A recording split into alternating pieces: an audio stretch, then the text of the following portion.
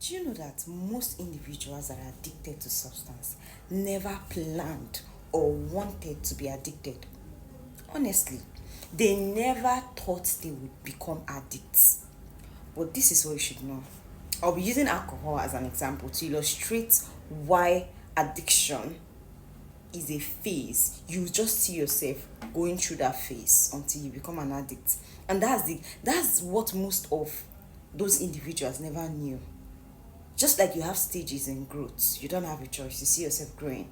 Age 3, age 4, age 5. That's how substance is when you start using them.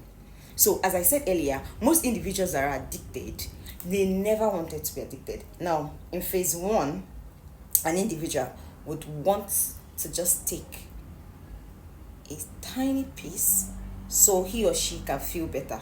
Like, yes, like, I'm stressed out. My boss is disturbing me. Let me just take this one and sleep off. That's how I started.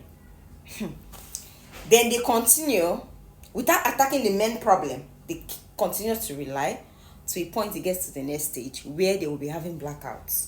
And this is how the system works. When you take one today, your body is prepared to take one. The next time you're going to be taking two because your body is already used to one. So they continue to take it to the next phase where they will be having blackouts. As I said earlier, I was using alcohol. You're taking one bottle because you just want to feel good. Tomorrow, one bottle is no longer enough. You have to increase it so that your body can feel the alcohol. Before you know, they start having blackouts. Yes, somebody's husband is lying down in the gutter. Somebody's father or somebody's wife is lying down in the gutter. How comes? In the third phase, the body is so used to that substance that the individual can no longer cope without it. This is the third phase. Now, it no longer has to do with the emotion of the person. Let me take and feel good. It has a lot now to do with the physiological function of the person. The hormones, the system, the cells, everything in that person needs that substance because they can no longer cope. That's how the body is. That's very crucial. Yes. You see that person, a day cannot go by. If that person goes by a day without taking that substance, the person will no longer feel healthy. That's the third phase. Now, the fourth phase. This phase is chronic. Because this person has to now rely on that substance every blessed day, as I described in the third phase. In the fourth phase, there's so much damage to the kidney, to the liver, to the lungs, depending on the substance the individual is abusing. If it's alcohol, obviously the kidney and the liver. So now you now see this person struggling with his or her health. He or she cannot stop taking that stuff, though he or she is dying.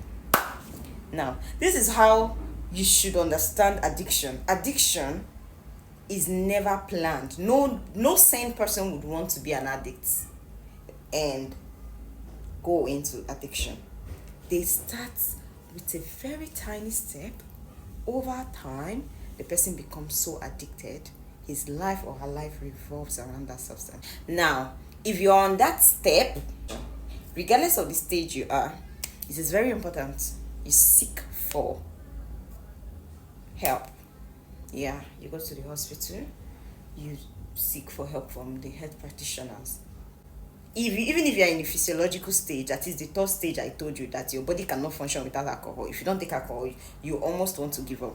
They can help you with medications that would suppress your system from wanting alcohol. Regardless of the stage, all you need is a therapist and a health practitioner to guide you